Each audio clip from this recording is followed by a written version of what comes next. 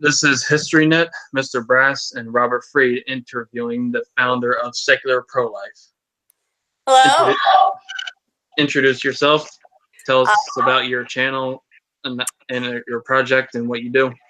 My name is Kelsey Hazzard. As you mentioned, I'm the founder and also the president of Secular Pro-Life. We bring together people of every faith and none in opposition to abortion. We do have a YouTube channel. It's just at Secular Pro-Life. We give presentations to mostly student groups on campuses. We also have, a regular blog commenting on current events, giving people debate tips. And we also have special projects that go on from time to time. We participate in the March for Life and various other events. We are all volunteer and we have a shoestring budget, but we are as active as we can possibly be under those circumstances. Cool. Yeah, I heard a lot about the March for Life because that's where Ben Shapiro was at. Yes, he did speak at the most recent one. Mm-hmm. Interesting. So there seems to be a good amount of guys who are really interested in the pro-life movement. What do you think that's so, and why is there any validity in the whole only women can have a say on abortion line? Well, I think that's bogus. So when you look at the polling, it's really interesting that despite all of the war on women rhetoric and no uterus, no opinion, and so on, when you actually look at the polling, the genders are not very divergent in their views about abortion. If all of the men shut up tomorrow, we would still very much have an active abortion debate in the United States. It's really a war among women. Pro-life women have very strong opinions on the subject, certainly myself included. And I do think that it's important for men to be involved to the extent that they can be. Certainly there are some areas where it's more appropriate for women to speak out, but that doesn't mean that men should just, curl up into a ball and hide in the corner. We really need all hands on deck because this is a life and death issue. Well, I mean, the other movement sort of shot themselves in the foot because they say no uterus, no problem. But however, you also can't say that because apparently that gender doesn't matter on those things. Well, the Supreme Court at the time of Roe versus Wade was made up entirely of men. It is men who introduced legal abortion to this country. So yeah, you can't have it both ways. Absolutely. That's the crisis of intersectional feminism. Well, it's not so much an intersectional feminism issue. Like when I think of intersectional feminism, I think of considerations of race and poverty, which are all very much intertwined with abortion, and that can be a helpful perspective.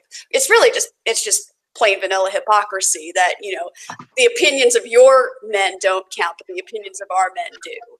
That's really what it comes down to. Yeah, but a lot of modern intersectional feminism is also gender obsessed too. So I personally do consider myself a feminist. I know that there are pro-abortion feminist gatekeepers who say that you can't sit with us or whatever if you oppose abortion. But no, I think that certainly there are facets of feminism that have serious flaws, but I'm not going to throw out the baby with the bathwater for perhaps an inappropriate turn of phrase in this context. I do think that the pro-life feminist movement is something I identify with strongly.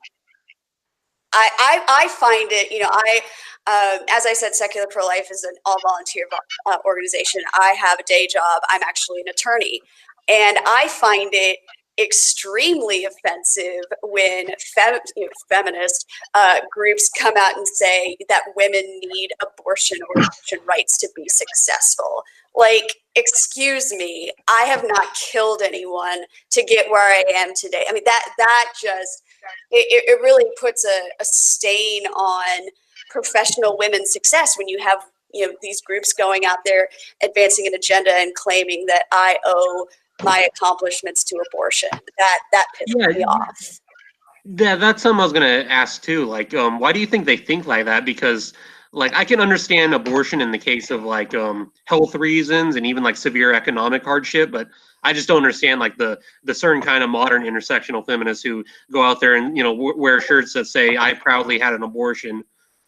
I don't understand that mentality. Yeah, I mean, and I don't want to generalize because everybody, of course, has their own inner world and inner psychology that I can't get at, but I do think that there's something going on with I am somewhat sympathetic to the people who say abortion is a necessary evil, but the recent trend that we've had of people shouting their abortion and basically pretending that the child is nothing, no acknowledgement of the child at all, no acknowledgement that there's anything negative about abortion, really does seem to me to be the behavior of people who are trying to justify actions that at some level they must know are wrong. The virulence of it and how strong a reaction that they have, and how forcefully they're trying to get more people on board, and just like push this idea that there's absolutely nothing wrong with it and everything about abortion is great. They protest too much, essentially. I mean, wasn't it both New York State and Virginia recently passed laws that allow like really late term abortion? Virginia did not pass it.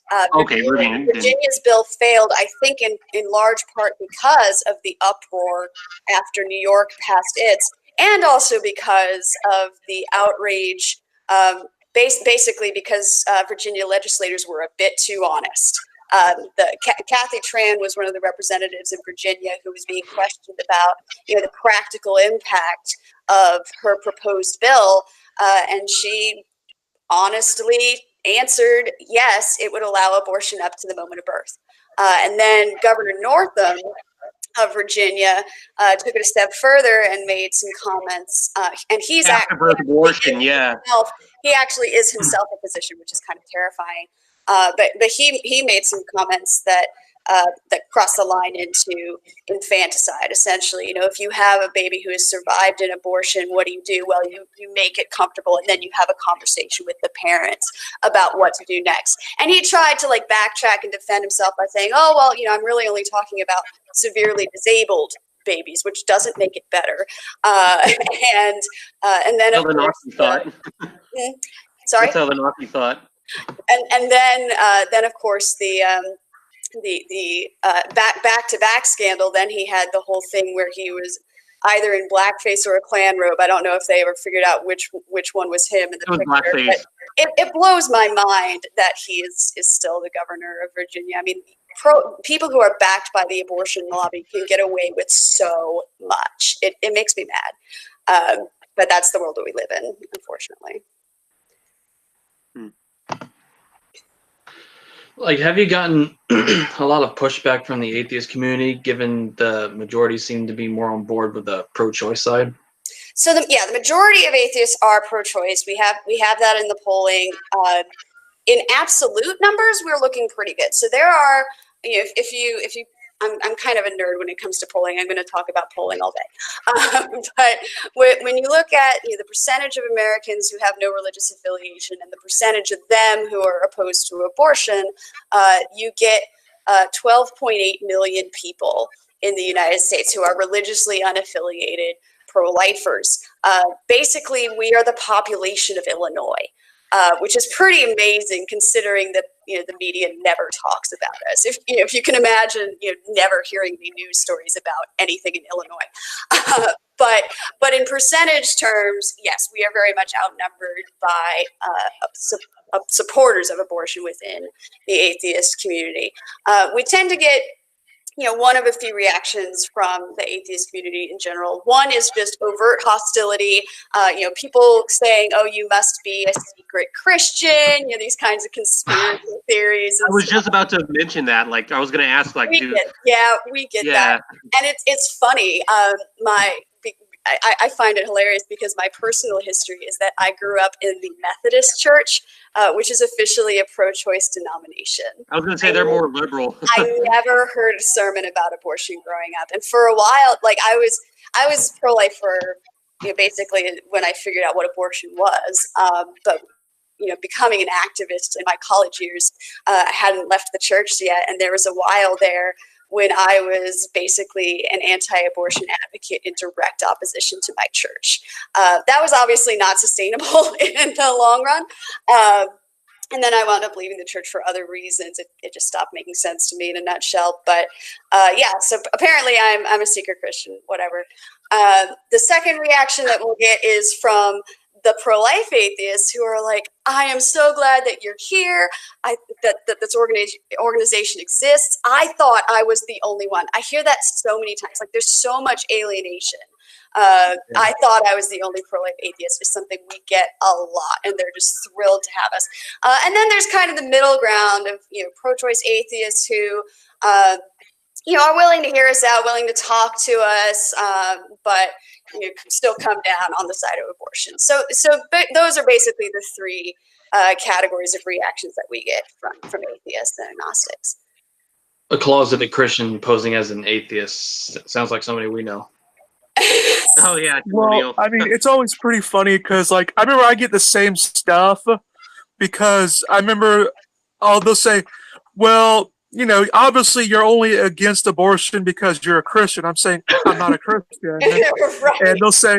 And they'll say, oh, well, you're against abortion because you grew up in a Christian home. I said my family and I were pro-choice for like the entire time I was growing up. Mm-hmm. And they'll just like eventually they run out of things to try to label it as. Yeah, no, it's depressing how much of it is scripted and ad hominem, and they just run out of those things and they stop talking. Well, I mean, what's pretty funny is like, because even if it's true that I only got my position because like I was raised in a pro-life household, that would not invalidate. You're fading out.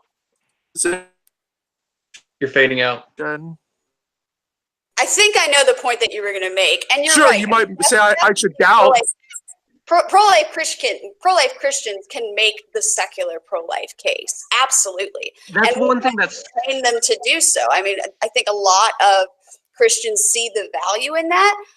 Christians who believe in the separation of church and state and who don't want to just impose their religious morality on people, they want to know that their position is backed by science and reason, and they want to be able to make that case to the general public, and we're here to help with that. Absolutely. That's one problem that's always annoyed me about, like, with much of the kind of like atheist and secular left, which just assumes that any argument about abortion that's pro-life is just, they just automatically assume it's religious in nature. And so it doesn't matter how many good facts and evidence and, just the practicality of it. They just assume it's all, religion and dismiss it offhand when there's more practical solutions. Like, the fact that the West right now is a huge demographic issue, in terms of population, like, most industrialized countries like Japan and Western countries in general are experiencing a decrease in population. So they have to, increase their population. That's if they want to keep their society and economies going on. But, every time you mention this, you just get shouted down as, oh, you're just some religious homophobe or whatever. Yeah, it's interesting you bring that up because there's two things I want to say in response to that. First is that the it's just religion thing has been going on pretty much from the get. If your listeners don't know who Dr. Bernard Nathanson is, you should definitely look him up. He was an abortionist. He actually co-founded NARAL, which at that time stood for the National Association for the Repeal of Abortion Laws. This was back in the late 60s, early 70s. And he was an atheist. And he, after Roe versus Wade, he made his killing and made his profit as an abortionist until ultrasound came into widespread use in the 80s. And that, seeing that evidence in front of his eyes is what brought him over to the pro-life side. And he then divulged, a lot of the insider knowledge that he had gained as an abortion activist, including their whole strategy for turning abortion into a religious issue. It was very deliberate, and it was specifically at that time about the Catholic hierarchy and making, priests and bishops and etc., making them the villains in the story. You have to remember, like, this was a time when anti-Catholic prejudice was very much alive in this. I mean, JFK had only recently been elected as the first Catholic president, and that was not without controversy. So they were playing off of those prejudices and trying to, associate pro-life with Catholic, which of course is easy to do because Catholics are pro-life, as they should be, but doing so in a really exclusive way and a really prejudicial way. To make abortion seem, forward-thinking and enlightened. So he has some really interesting writings on the subject. Ironically, in his old age, he converted to Catholicism. But, oh wow! I was gonna say, as a historian, and I just been studying a lot of U.S. history recently. I bet you that didn't work out too well because the Protestants eventually kind of formed an alliance with the Catholics overall. And that is eventually what happened. But the pro-life equals religion thing stuck. And that has been the way that the other side has trained its activist army, as I said, for many decades now. To your point about population, I mean, in those early days, overpopulation was one of the arguments that was used a lot by the abortion lobby. Yeah. I understand the concerns about declining birth rates, in various parts of the world. But for me, it's kind of a secondary or side argument. Like, I personally wouldn't care if 90% of people decided to get sterilized. Like that, you know what? If you're not killing anybody, I don't care. What I take more of a human rights approach to it. That you can't end the life of a defenseless child. That's the bottom line for me. The overpopulation or underpopulation is kind of beside the point for me. I understand that there are economic impacts to that, and I don't mean to discount that. But for me, it's more about just the right to life. Bottom line. Well, and for me, it's like just to keep our civilization going on. I mean, because there's huge issues like culture conflict in Europe with the Muslim population, and I'm actually very pro immigration, but I don't think the way that the EU and Europe can sustain that, because it's just not working out. There's too much of a culture clash there. I'm really not passionate about that. My point of view is that right, and that's kind of talking about a European child or a Muslim immigrant child. They should all have equal protection. Well, and also many of the Eurocrats are trying to get the Muslim populations there to be secularized, and that includes a lot of abortion type stuff, and it's not really working out. Yeah, I mean both in the U.S., less so under the current administration, but the U.S. and Europe both have a really dark eugenicist history of exporting abortion to developing countries. And having these strings attached to foreign aid. Okay, you can have this money to help poverty and feed your people, but you better abandon your values and allow the killing of unborn children if you want that. Now, wasn't it really like Planned Parenthood was founded as part of the progressive era, the eugenics program, wasn't it? Yeah, so it was initially called the Birth Control League, but yeah, they did have definitely eugenicist ties. The founder, Margaret Sanger, wasn't vocally pro-abortion at the time. Some people have even characterized her as anti-abortion, but the types of arguments that she was making are very much the types of arguments that you see in support of abortion today. Basically the idea that we need fewer people of certain races or classes that are disfavored. Very elitist eugenicist type of attitude that just doesn't see humanity as inherently valuable, and that philosophy carried forward. Once the discussion about making abortion legal came into a place of acceptability, Planned Parenthood jumped right onto that train and saw that the money was there. So, yeah, and I mean, she's it's crazy to me that she, obviously a very controversial figure, but her own writings are just so damning.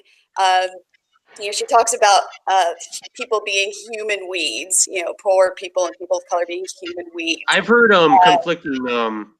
I don't know if this is true or not, but I've heard conflicting views on what her views on race were. Like some say that she was like vilely racist, others say she wasn't, but I don't know.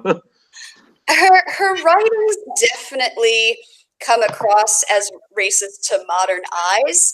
I think the real debate is, was she more or less racist than the person next to her at the time? Yeah, no, her time. But regardless, I don't think Planned Parenthood should still be giving out awards in her name, which it does. So yeah.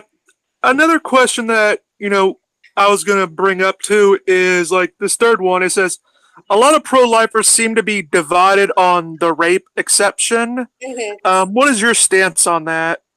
So secular pro-life actually very much acknowledges that divide, and as a result, we welcome people on both sides of it.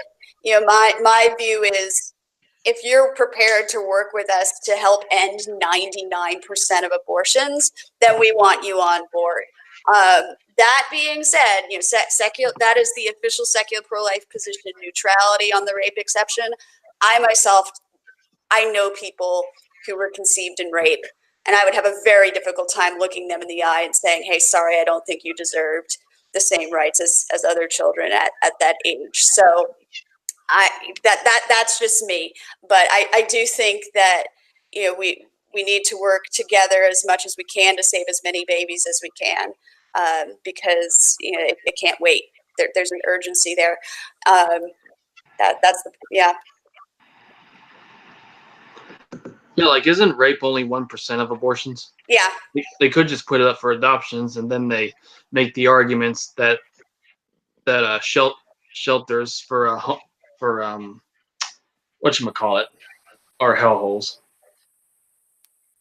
I mean, and I always make that argument. I always say, well, being in a hellhole is better than being dead. Foster homes. Oh yeah. All right, so there's a couple things to point out here. The adoption alternative gets really confused in the abortion debate. So let me just talk a little bit about that, just for the benefit of your listeners. When you talk about adoption, there are multiple adoption systems overlapping in the United States, which can make it kind of complicated. If you are a pregnant woman and you have decided, hey, I really can't care for this baby, whether that's because you have trauma from rape, or you are just too young, or you don't feel any kind of maternal instinct, whatever the reason may be. If you're going to place that child for adoption, you're going to go through a private adoption system. You're going to visit an agency. You're going to have the opportunity to actually select the family that will adopt your child. There are also open and semi-open adoptions where you can have some contact with that child or receive pictures and that kind of thing. That is the adoption system that we're talking about when we're talking about adoption as an alternative to abortion. The foster system is an entirely different animal. The foster system, first of all, is intended to be temporary. Children who are in foster care were removed from their biological families. It was not the mother's decision as an alternative to abortion. It was, this child is being abused or neglected or born drug addicted, or there's something wrong here, and they are placed in foster care temporarily with the hope of being able to reunite with the family. And if reunification doesn't happen, then those children become available for adoption, and at that point they're not babies. They're older kids. So they are completely separate systems. If you are pregnant and you're considering placing your baby for adoption, there is no reason whatsoever for that child to go into foster care. If you're making the plan before the baby's even born, there should never be a point when that baby is in state care. And I haven't even gotten into the international side of things. So it's really easy. If people are just using the catch-all phrase adoption, and people just talk past each other like, oh my goodness, there are so many kids without homes. You pro-lifers are so hypocritical. And then the pro-lifers are saying, look at all these adoptive, all of these families waiting to adopt a baby, and they're all being aborted. This is and they're just talking past each other completely. Well, the reason for that is some parents are looking to adopt from foster care, and some are looking to adopt newborn infants privately. And the criteria and the process that you have to go through to adopt from foster care can sometimes be more difficult. And there are families who wouldn't qualify for that, who would qualify to adopt a newborn. So that is how those two things can be simultaneously true, that there are children waiting to be adopted and there are families waiting to adopt. Both of those things are true because they're in different systems. Yeah, another question I'd like to ask. Oops, damn it. I was going to say that given like I know some atheist YouTubers and one, popular one, Christopher Hitchens.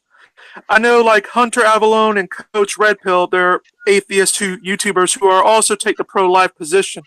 Do you think like the pro-life atheists on YouTube are making a big enough splash, or you think it's being a good cause? I've got to plead ignorance here. I have been really busy and I have not been much on YouTube, unfortunately. I'm always happy to hear that there are more pro-life atheists being visible, but I'm not familiar with the work of the people that you've mentioned. Well, I know Hitchens. I believe with Folly you were talking about Hitchens. But yeah. Well, and he came down kind of in the middle, right? Like he thought, maybe after a certain gestation, I'm trying to remember exactly what he tried to take a middle of the road position, which I think is difficult to do on abortion. I don't think it's logical on abortion, but I applaud him for thinking for himself and not just taking the orthodoxy that if you're an atheist you have to support abortion. Like, how do you think the election of Orangemen and Mr. Sparky has impacted the abortion debate? Goodness, it's definitely been an intense couple of years for sure. I think it's been a mixed bag. We've gotten some good judges out of it. We've gotten better international policy on abortion out of it. But I also think, as you put it, Orangeman has done some damage to the pro-life movement's reputation. I myself am not a huge fan of the current president. That's a matter of public knowledge. Yeah, I know he took a lot of hit when he was doing the whole migrant family separation, and people were pointing out that this was a supposed hypocrisy of the pro-life movement because, like they're tearing apart families and, that stuff. Yeah, I mean, I don't think that the pro-life movement can be held responsible for every single thing that Trump does. Certainly, he wasn't separating migrant families because, like, the National Right to Life Committee told him to. That's not a thing that happened. But they still made it appear like that. No, I mean, I was appalled by the family separation, and like even before he was elected, there was a lot of reluctance. Like if you think about back in the primaries, which feels like forever ago, but there was a coalition of prominent pro-life organizations during the GOP primary. I believe it might have been in Iowa or one of the other early primary states that did like this open letter that said, "Please, dear God, vote for anybody who's not Trump." Because they were really concerned about his record at that point. Here is somebody who has a long history of, objectifying comments toward women, and the kind of comments that are not typically associated with pro-life people. He had at one time called himself pro-choice. He said that he had a change of heart, but we didn't know at that point how sincere to take that, because it seemed like he was just saying what people wanted to hear. you know, and I really did think at the time, like, oh my gosh, he's not really pro-life. He's not going to, he's just pandering to vote for votes. We're not going to get anything out of him. I am happy to say that I was wrong about that. I'm happy to say that he actually did follow through with some of his pro-life promises. So yeah, but that's kind of similar to his facade of being a religious man or God's champion, as those evangelicals try to want to think he is. Yeah, I no comment there. I mean, He is not a godly man by any stretch of the imagination. yeah, I mean, well, I don't think I'm qualified to define what's godly, but I do think that there's hypocrisy out the wazoo there.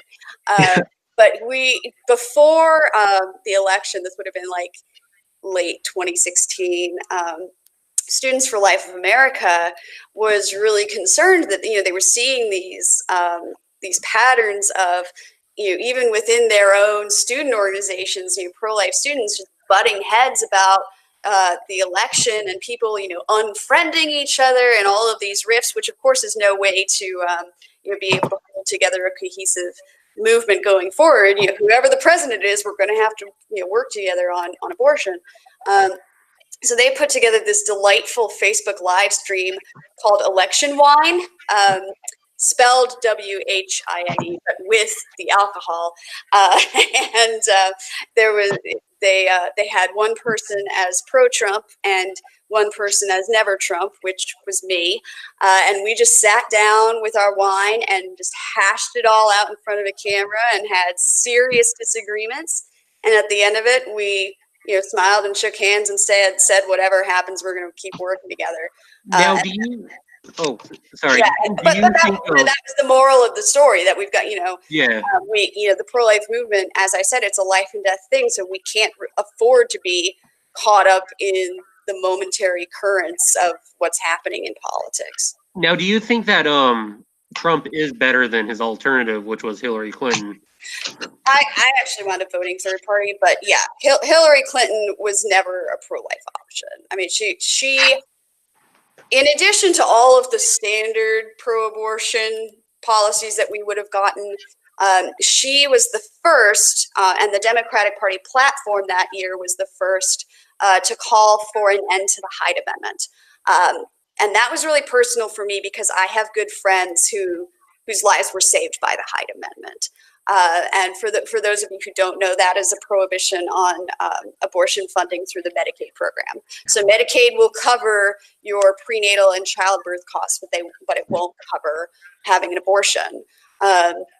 And I know people whose moms were on Medicaid and who are alive today because of the Hyde Amendment. We actually, for the 40th anniversary of the Hyde Amendment, which was actually going on around the same time in late 2016, we didn't want it to be overshadowed by the elections. So we put together a 40th anniversary campaign, and we worked together with the Charlotte Lozier Institute, which put together a really interesting white paper. Again, I'm a nerd. To me, it's really interesting.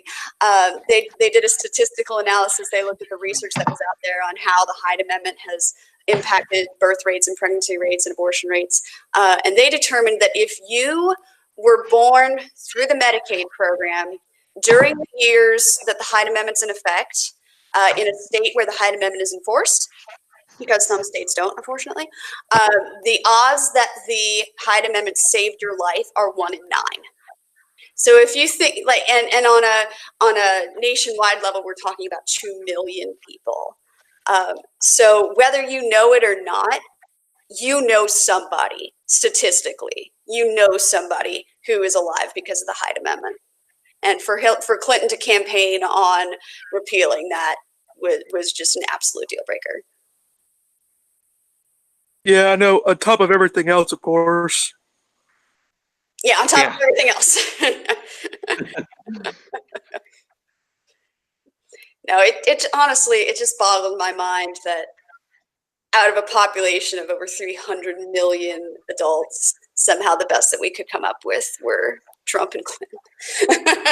A real estate con man and a warmonger in Hillary Clinton. Yeah, and I should be clear, secular pro-life we're single issue. We're just about opposing abortion, which means that we get such an array of political views. Like, we have everything from like diehard "Don't Tread on Me" libertarians to Green Party peace love hippies, and it can be like herding cats sometimes. But it's also just really interesting to see all of these people interact and come together. I've actually met a socialist who was pro-life, and that kind of interested me. Sweet. Well, I mean, wouldn't you think it make more sense if you're a socialist and you want the government to pay for programs? Because having lots of children would ensure that some way they're going to be going to jobs so they can pay for the programs that you're going to be doing. Yeah, exactly. So, I mean, wouldn't it be logical to be pro-life if you're a socialist? Yeah, because, if, all the babies are getting aborted, who's going to, take up those programs? Yeah. I mean, we're already seeing a miniature scale version of that problem with the Social Security system in the United States. Exactly, yeah. Yeah, it's not going to be solved. I pay in. I'm 30 years old. I don't expect to get paid out. That's just life. Well, I mean, if it makes you feel any better, on average, you're more likely to see any benefits than me or Robert or Engine combined. Why do you say that? Men typically on average die before they ever see Social Security benefits. Oh. Then we're in our mid-20s. I think we're all in our mid-20s. Okay. Yeah. Okay. Yeah. Yeah, look, here's what's actually funny about that. Yeah. Well, I mean, it's actually funny about that is like, men actually when you actually look at the statistics, men actually put more money into the Social Security system, but they are also the least likely to get it. And they're also the least likely to actually get it. So they're paying more for a system that they're never going to use. It's funny. Yeah. I mean, when you look at it in a bird's eye view collectively, yes. Of course, you can't predict which individual men are going to benefit or not benefit. So no way to account for that. But yeah, that's interesting. I didn't know that. I didn't know that so few men lived to see their Social Security. I believe you had some questions yourself, Engine, that you wanted to bring up. You, Rob? You see, I'm just kind of winging it. I was originally just supposed to provide commentary, but I've already asked some questions of my own. Do you see the rationalization that fetuses are not human beings similar to Nazi rhetoric that Jews weren't human? Yeah, I think just as a general rule, history has shown us that when you decide a certain class of human beings aren't people, bad things happen. That's genuine, and that crosses over multiple social issues at various points in time. So for that reason, I do hope fervently that 100 years from now we will be in the history textbooks on the right side of history, advocating for the unborn as full persons. Well, I mean, yeah, I was always saying, like, throughout history, like, they'll say, well, babies fetuses aren't defined as humans in the law. And I said, well, for at one point in the American system, neither were black people. Right. And, law and neither were women. Not the same thing by any stretch of the imagination. Yeah. So, I mean, seven old people in robes decided that fetuses weren't people. That's all it is. It's seven old people in robes. Well, I actually found it funny because I actually looked through some of the papers that they did, and the history that the lead judge that did it was just awful. You should read, if you haven't already, a fantastic book. And full disclosure, I used to work with the guy who wrote it, but it's called Abuse of Discretion by Clark Forsyth. And he went through previously unavailable papers from the Roe v. Wade justices and paints the whole picture of how it went down. And it's stomach churning, but it's a good read. Well, I mean, yeah, I mean, it was funny because they made this whole argument about the whole the ancient Greek societies were perfectly fine with abortion, even though they had an entire system saying that no. Well, I Don't do it.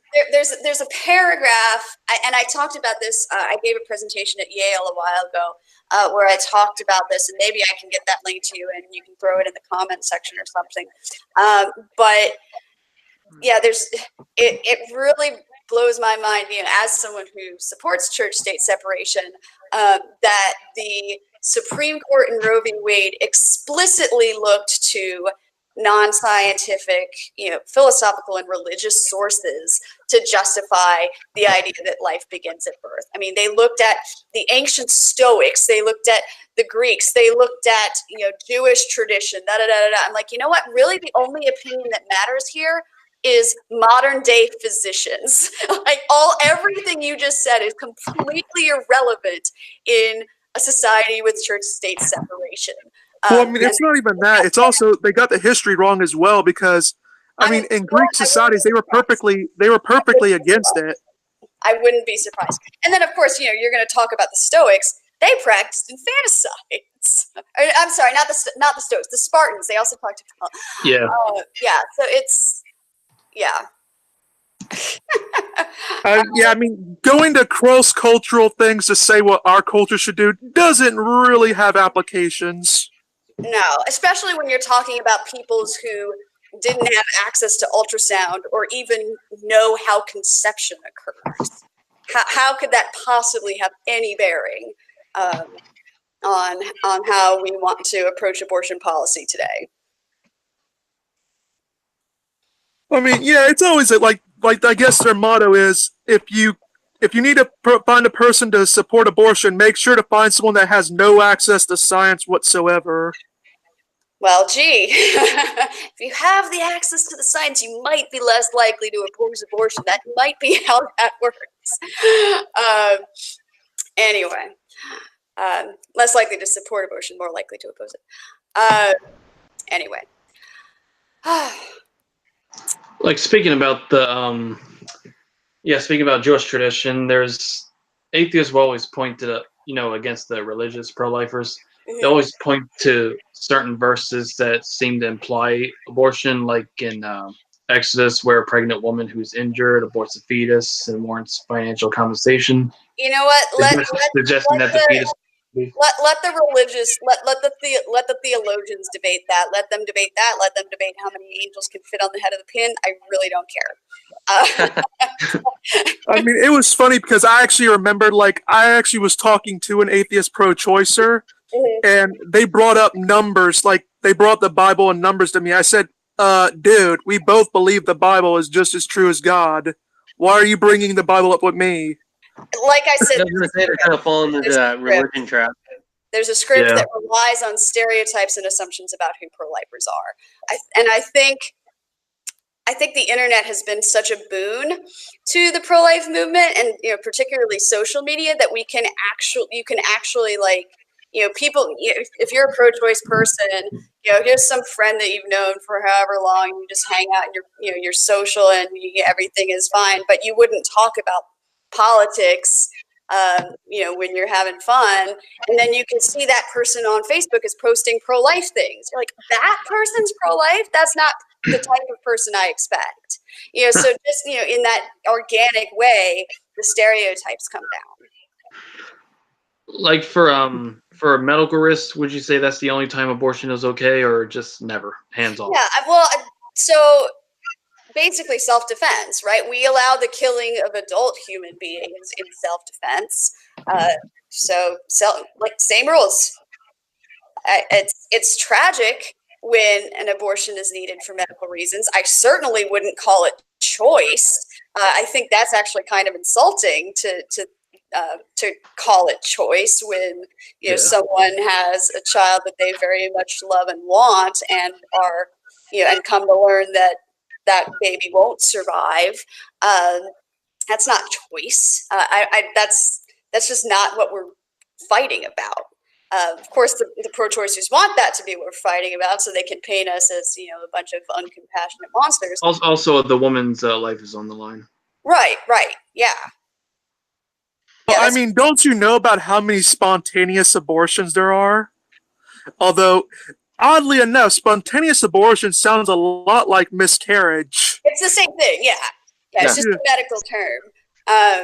Yeah, and I've never understood that argument. Like, 98-year-olds are very likely to die of natural causes. I don't think it follows that you can chop them up.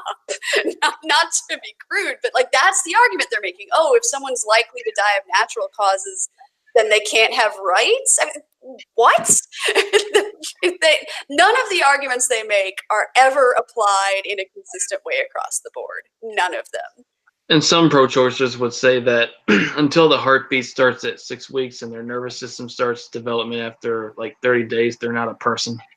Well, we've been passing heartbeat bills where we make that the cutoff, and the abortion industry freaks out. So, well, I mean, what's funny is like I remember this one atheist blogger named Hemant Mehta. Oh, that guy. I know his blog. I know, but the Kirk Cameron. I remember he actually did a thing where he was freaking out about the heartbeat bill, where he was basically saying, well, women don't know that they're pregnant a lot of women don't know they're pregnant at 6 weeks. I say, and some women don't know they're pregnant until the day the child's born. That's true. Didn't TLC have a show about that once? I didn't know I was pregnant. Yeah. No, Hemant's interesting. Like, he's really nice to me in person, and he interviewed me once, but he is absolutely 100% pro-abortion. He's the Kirk Cameron of atheism.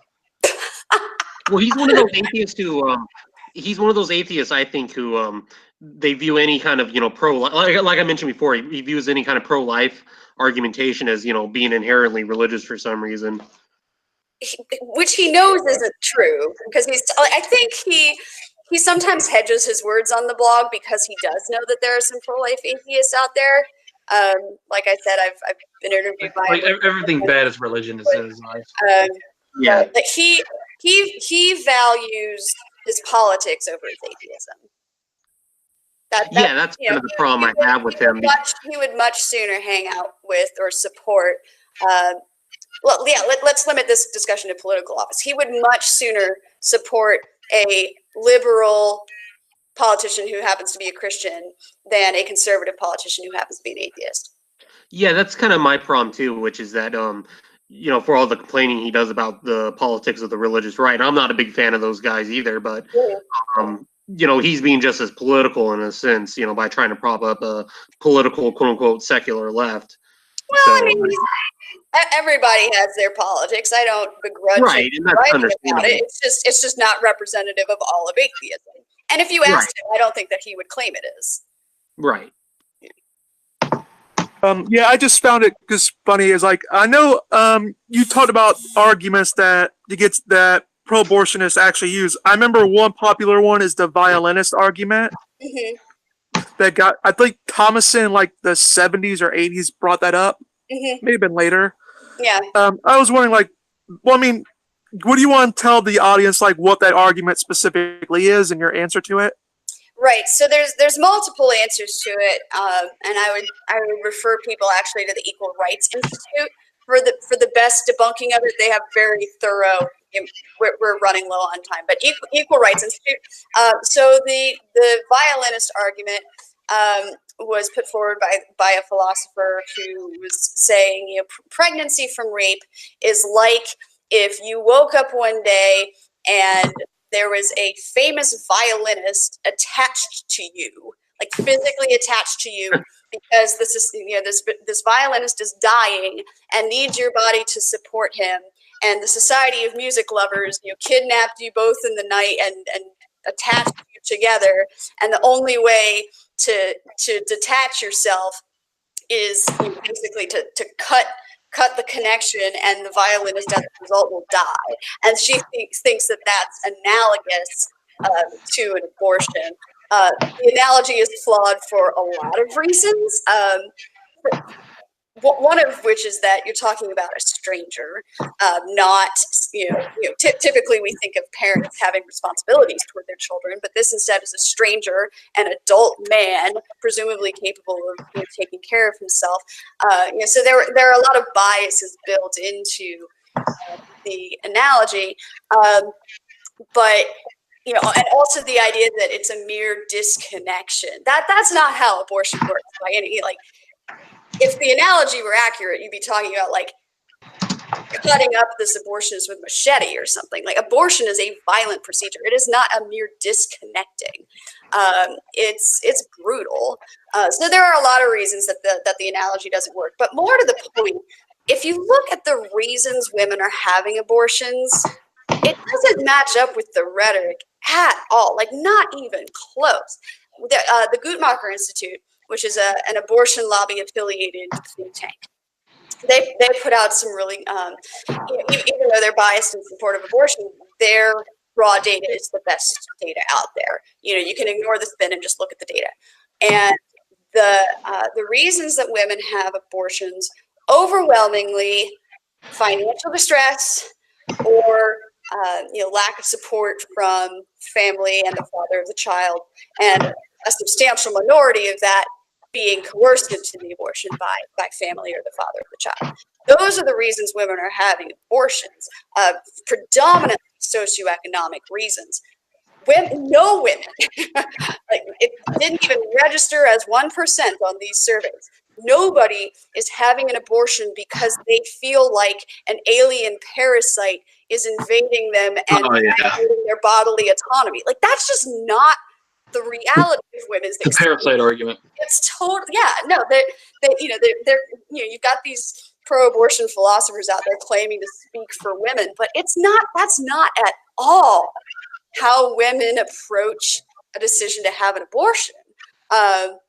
Women come to have an abortion because they don't feel like they have a choice, because they're desperate. And here you have the abortion lobby trying to demonize the pregnancy resource centers that try to give women a true choice to keep their child. And then at the same time, they say, oh, you pro-lifers who don't do anything to help women. I mean, it's just the knots that they tie themselves into. Like it's a woman's body. It's not the baby's body. It's hers. Like, the baby has its own blood and genetic code, for God's sakes. Yeah, there's definitely a lot of science illiteracy going on. But the more recent trend is to say, you know what, I acknowledge that the fetus is alive and human, but it's okay to kill it anyway, because that's how we're going to achieve gender equality. That's we want to sleep around without consequences. Now, there was a movie that just a lot from the pro-choice crowd. That's what we like to call that. Now, there was a movie that just came out called Unplanned. What do you think of that? Have you heard of that? I actually loved Unplanned. It's been called a faith-based movie. I thought the faith aspect of it was fairly minor, actually. It was perfect. I don't really mind it because it's a true story, and if you happen to have someone who is religiously affiliated and it's their life story, fine. I'm not suggesting that filmmakers should alter that. But it wasn't really focused on the religion. It was a very hard look at how the abortion industry and specifically Planned Parenthood operates. And from what I saw too, they also showed some of the more negative aspects of like the pro-life movement. Like, no, absolutely. Yeah. They did not shy away from, they talked about the Tiller murder. They showed, crazy people just on the sidewalk yelling instead of offering women help. God says you're going to hell, you're going to hell, you fucking baby killer. Like, they show the things the pro-life movement did that prevented Abby from having her conversion sooner. They do show that, and it's I think that's valuable. Yeah, nuance is good. Absolutely.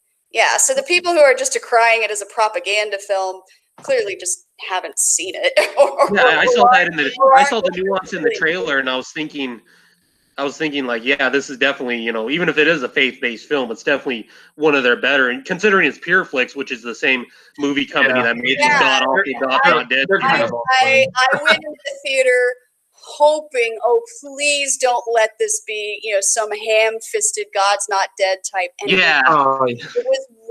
was really well acted. I did cry at one point, but yeah, the abortion lobby reaction to it has been really interesting. And if you don't mind me just briefly mentioning a little bee in my bonnet that I have with Rewire. So Rewire is it's rewire.news, and it's a pro-abortion site that prints various editorials and things. And they printed a review of Unplanned, which tried to paint the movie as racist and claimed that the only characters of color were creepy Planned Parenthood workers and women who were having an abortion and were too stupid to understand. That is not, in fact, true, and they completely erased one of the best performances in the film, which was a Black pro-life woman trying to save her grandchild from an abortion. See, this is what I call the poison of intersectionality. That's what well, I mean by they that. just straight up pretended that she didn't exist, and I made a huge stink about it on Twitter. Like, how can you ignore this actress? She was wonderful. But yeah, it didn't fit their narrative, so it just never happened. I haven't seen the movie yet, but now I'm more, I'll definitely try to catch it as soon as I can. No, I mean, I also remember, like, I had a lot of pro-choicers that were talking about, like, they'll say, well, how bad it's so bad. And I said, well, to be quite frank, we shouldn't need an anti-abortion movie the same way we shouldn't need an anti-genocide or anti-rape movie. Mm-hmm. So the fact that we have to have one says more about our society than what's really needed. Yeah. Well, in a way, we do have anti-genocide movies like Schindler's List and. Oh, absolutely, but they're made after the fact. Like, I that's think true. Yeah. Unplanned is really unique in being about a modern day mass killing. Right. While it's happening. Don't you find it creepy that if aborted fetuses were counted as human lives, that they're around the same number as the number of victims under Mao and Stalin combined? It's one of the saying, the one death's a tragedy, a million's a statistic. Like, you cannot comprehend the loss from legal abortion. It's just beyond any person's ability. You could have aborted the guy. You could have aborted the guy that would have found the cure for cancer. Who knows? Honestly, I mean, I get that pro-life argument. I don't think it's the best pro-life argument. It's not one that it's not. Because I feel I was gonna say, because then they could say, oh, you probably give birth to the guy who's like the next Hitler or Pol Pot or whatever. Yeah. Right. Yeah. But the average person who is at risk for abortion, would just grow up to have an average life, and that's fine, and that's still worthy. You don't earn your right to life. It's a right. It's not earned. The idea of earning your human rights doesn't make sense. But yeah. But no, just the scope of the damage and the scope of it is beyond what I could. Well, in China, they had the one-child policy, and that led to like over 400 million forced abortions or something like that, some outrageous number, and most of them were like late-term abortions. Like there's you look at the fetus, and it's no different from like a baby who's like a week after birth. They wanted to abort the girls because they were having too much of them. Mm-hmm. Yeah. They also use it as a way of the gender imbalance there now is just causing a cascade of problems. You have all of these men who think that they can't get wives, and demographically they're probably right, because there so many of the women they would have wound up with were aborted in the womb. So you just you have millions of single men with no hope of marriage, and it fuels sex trafficking. It fuels horrible. It also fuels a lot of political unrest too, because you have a lot of single young men who are unemployed. That's a recipe for disaster. That's what happened in Germany during the Weimar Republic. You had a bunch of just single men who couldn't do anything, and so what do? They just joined the local paramilitaries. I mean, I hope that doesn't happen in China, but it's not out of the question. All right, we got some questions here. John Smith in the chat asks, when did you realize that you were pro-life or secular pro-life? Okay, well, those are different questions. So I don't have a particular moment of becoming pro-life. I think when I was old enough to know what abortion was, I knew it was wrong, but my education in it developed over time, and I didn't really become an activist until I was in college. And I actually took a college level course in prenatal development, and started. I got plugged in with the Students for Life group there, and that's what led me on the path of becoming a pro-life activist. And as I mentioned earlier, I was raised in the Methodist Church, and so my reasons for opposing abortion always were secular. It just didn't occur to me that it should be a religious issue because my own church was not speaking out about it. So when I left the church, it didn't have any impact on the pro-life advocacy I was already involved in. All right. Leonel Huicho asks, which argument would you consider to be a killer argument against a pro-choice proponent? So I think when you're having a debate with a pro-choicer, you need to ask a series of questions before you really get into the debate. If someone says, I'm pro-choice, that really tells you next to nothing. Again, polling.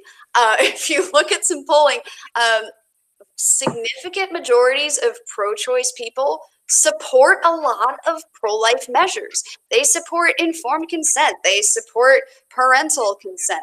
A lot of them support bans on abortion after the second trimester or even after the first trimester, and they still call themselves pro-choice. So what does it really mean?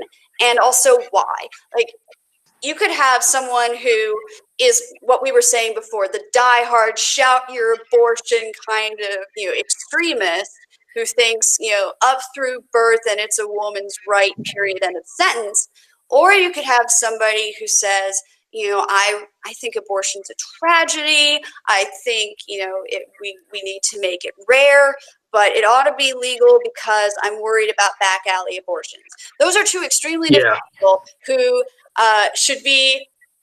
you would have completely different conversations with, and they still use the same label of pro-choice. Like the pro-choice, not pro-abortion argument. Right. So you would to know what the best argument is to use, you really need to get to the bottom of why it is that they are pro-choice. Because if they think that it's a matter of preventing the back alley, then all you really have to do is show them the research that Roe versus Wade didn't have an impact on maternal mortality rates. Those are my favorite pro-choicers because they actually have something in common with us. They want to preserve human life. You can very easily get on the same wavelength with them. Where or you could have the pro-choicer who's all about overpopulation. Whatever the case may be, you need to tailor your argument to what it is that is causing them to support abortion. So what is the killer argument? There's no magic bullet. It depends on the person you're talking to. Start by asking questions. All right. Theistic Logos asks, when does she think the baby is a human person? From day one.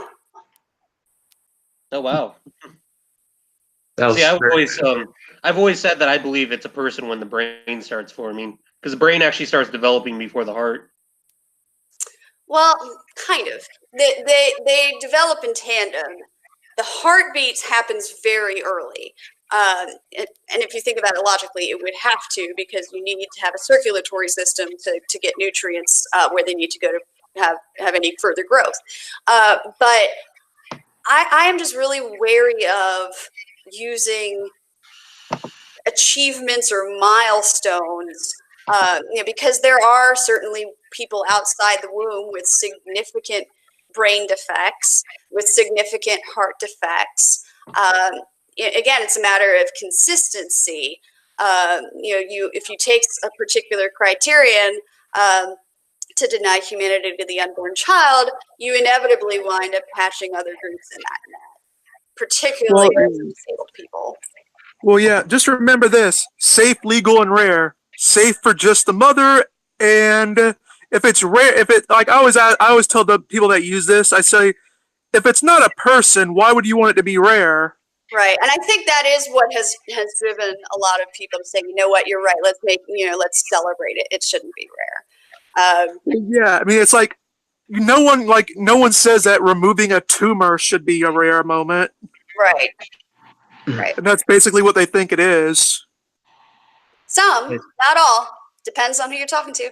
Yeah. Saint Dragon asks, what's your response to the whole rape argument that pro-choices tend to use?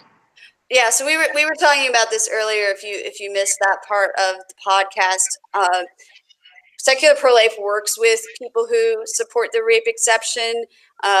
It's so few abortions that we don't want to prevent saving 99% of babies because we can't agree about the 1%.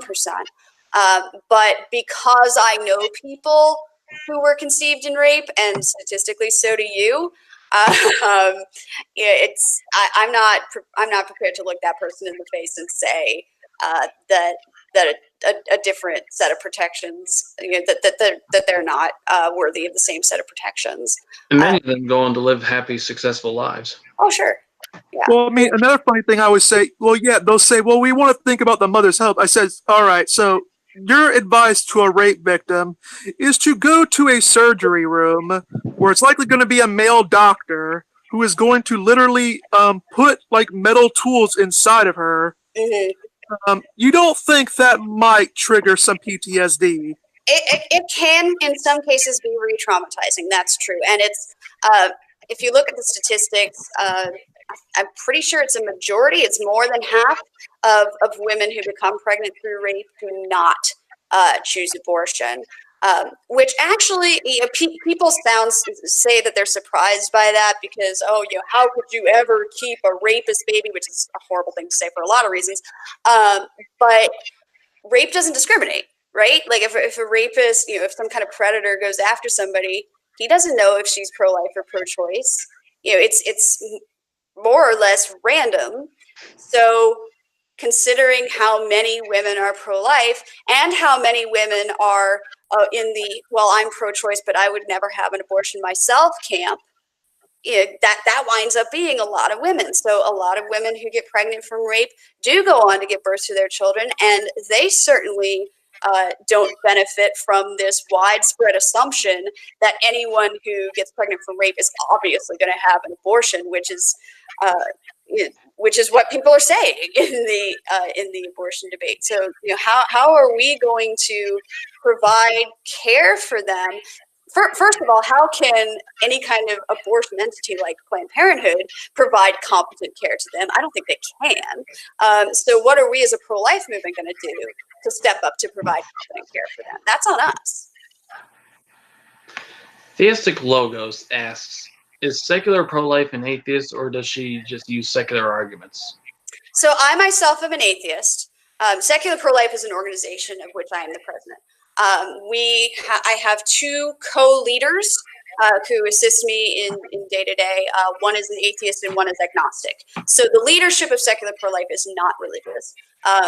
As a group, in terms of the people who contribute to our blog or support us on Facebook or share our YouTube videos or invite us to speak on campus, whatever, we have a wide range. You get everything from certainly atheists and agnostics, of course. You get Catholics, you get Protestants, you get Jews, Muslims, Wiccans, Buddhists, a lot of minority religions that don't really feel like they fit under the religious right umbrella wind up with us because the secular arguments are the universal ones. Well, I mean, technically, the Buddhists would be also the atheist ones. Whoa. All right, I was gonna say my ex-girlfriend is pro-life, but she's also a non-Christian. She's a Buddhist. Very cool. Yeah. all right, Brass. Oh, yeah, I was just going to say, well, technically, Buddhists would also fall into the atheist camp as well. Non-theistic, in my opinion. Depending on the Buddhist. Depends on what denomination, yeah, or what interpretation of Buddhism. But yeah, I just found it good. Like, I believe I've told everyone, like, because I believe you know me because you're friended on me on Facebook. But I was like, I actually was pro-choice my entire life until about after I hit 18 or so. and then that's actually when I ran into the secular pro-life website, Yes. and that's when and that's actually when I actually got over and became pro-life. Awesome. Glad to Yeah. hear it. Yeah, that was really good. Yeah, I mean, and let me just say, I went from I was very pro-abortion, so, like, I literally was pretty much I wasn't technically for infanticide, but I was pretty close to it. But I eventually just became pro-life over time, especially after I read the site, and I realized, oh, it's not just a religious thing. So yeah, it just felt good. Leon Now Hoicho says, the worst argument I've heard is when they use sociologists to promote their claims of fetuses not being considered human beings. Like they ignore all the medical science. Yeah. As I was saying before, the Supreme Court in Roe versus Wade made that exact error, that they just didn't think that they didn't give enough weight to medicine. We should be wrapping up soon. Tell us what projects you're working on and where we can find you. Oh, goodness. We are working on a ton of projects. We are gearing up for the Pro-Life Women's Conference, which is coming up in June. So that'll be great. That'll be in New Orleans. We're planning to do a soft launch of a project there, a direct response to Shout Your Abortion, and then you can expect a full launch of that later this summer. If you want to follow us on social media, we are on Facebook and Twitter are the primary ones, but we also are on YouTube and Insta. And you can always email me. It's just info@secularprolife.org. All right. Y'all got any closing thoughts? No, this was an excellent interview. I hope I didn't talk over too much. You didn't talk enough. Really? I thought I talked too much. Well, thank you guys so much. That was good. Brass? Yeah, I thought this was a very good conversation. It was good to have you on. Thank you very much, and I will get you that video from the Yale talk, and you can maybe put that in the description so people can follow up on that. All right, this has been HistoryNet with Mr. Brass and Comrade Dimitri. Follow Secular Pro-Life and like, share, and subscribe. See you next time. Bye. До свидания.